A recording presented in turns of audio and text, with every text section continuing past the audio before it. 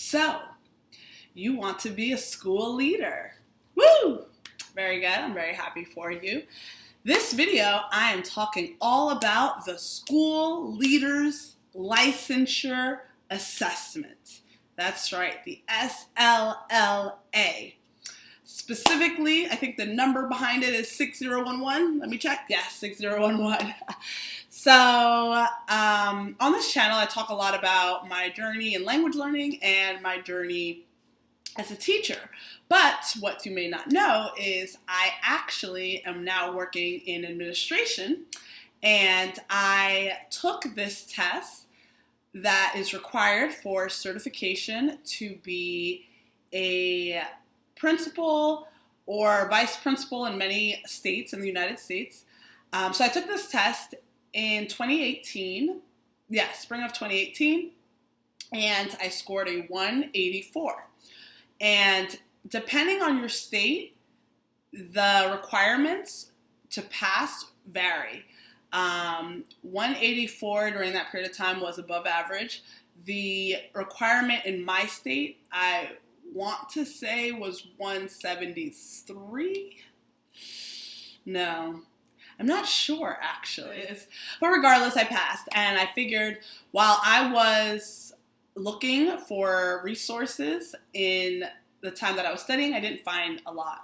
If you watch my other video where I talk about the OPI exam, it was similar. The two exams are not similar, but I encountered a similar lack of resources for these tests. You find tons of things for people trying to take GREs, SATs, MCATs, LSATs, a lot of these other exams, you find tons of resources. But in the realm of education, there are these specific tests that some of us take that it seems many people aren't producing resources for. So I figured I would share with you in this video how I passed and what I did to prepare. So number one, first thing I did is I made a binder. School Leadership Series Study Guide. Now you don't need to make a binder, but it was one of the things that I did.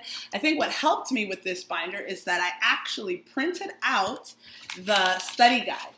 And so really number one is use the study guide. It is provided by ETS, the SLS Study Companion, and it actually tells you what is on the test, what topics you need to know.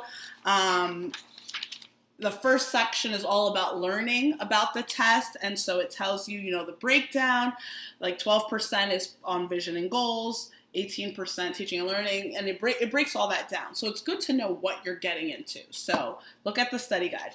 Then in the specific sections of the study guide, in a section of the study guide, it goes through the specific test sections and what you would need to be able to do. So it's pretty thorough. It tells you, for instance, in the vision and goals section, that an education leader analyzes multiple sources of information and data about current practice prior to developing and revising a vision and goals, sets appropriate school-based goal, etc., etc. And under each category that you can find on the test, it gives you a description.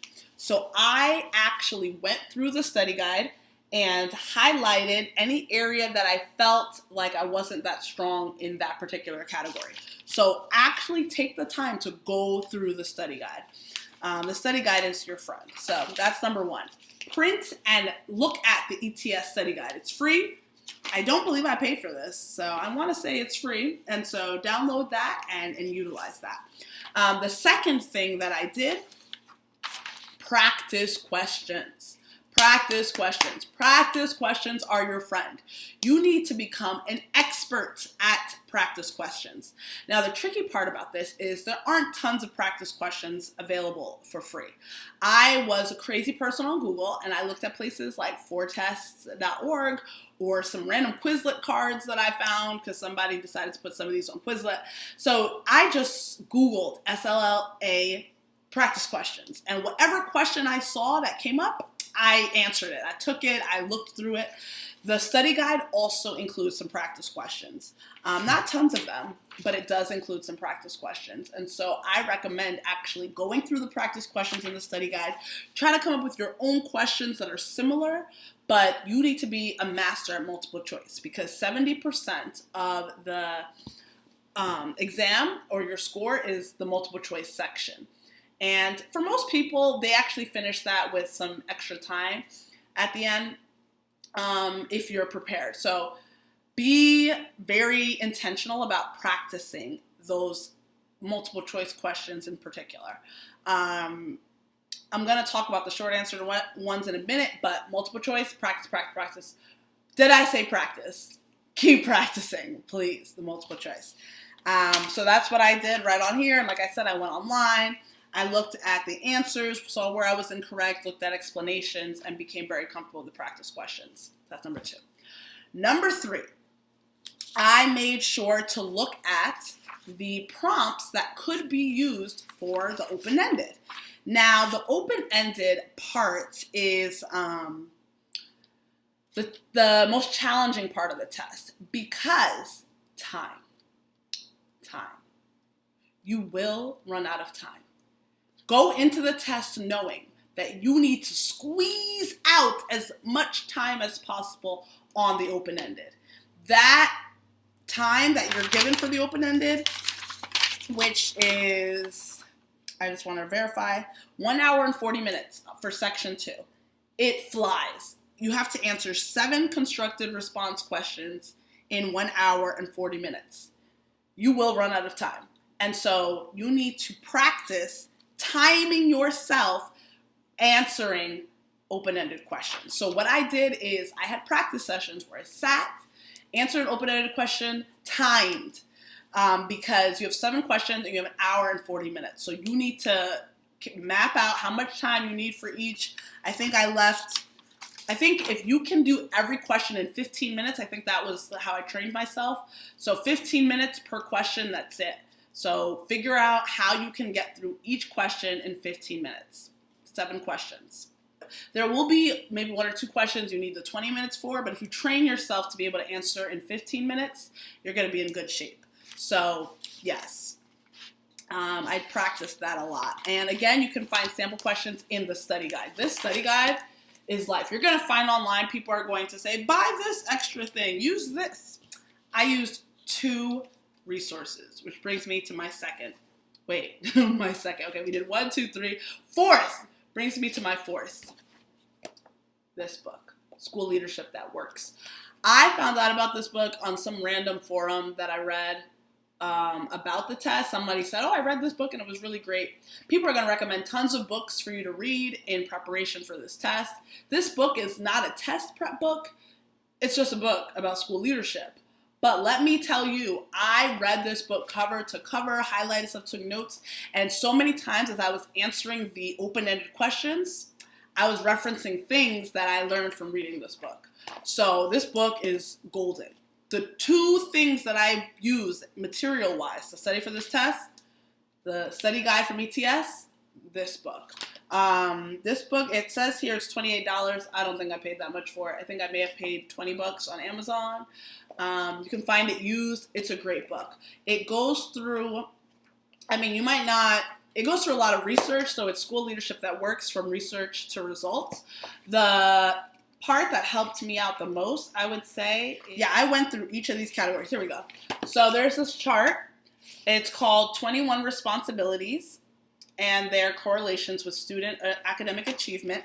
And these 21 responsibilities are the 21 responsibilities of the school leader.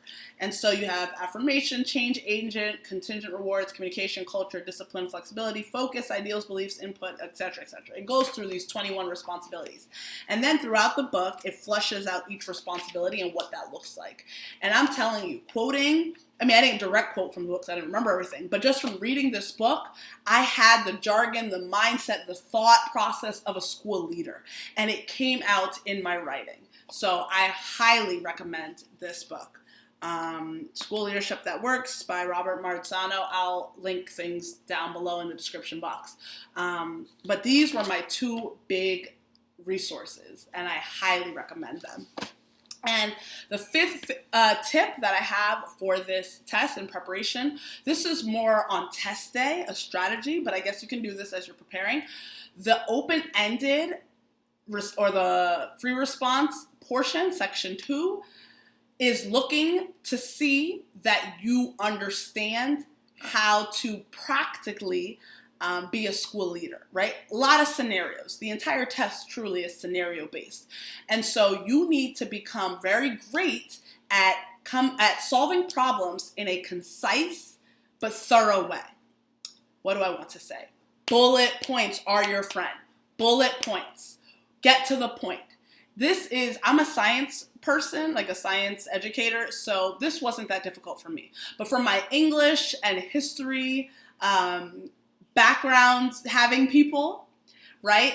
The SLLA is not the place to write and construct beautifully articulated, flowery responses to the open-ended. You don't have time. You will run out of time.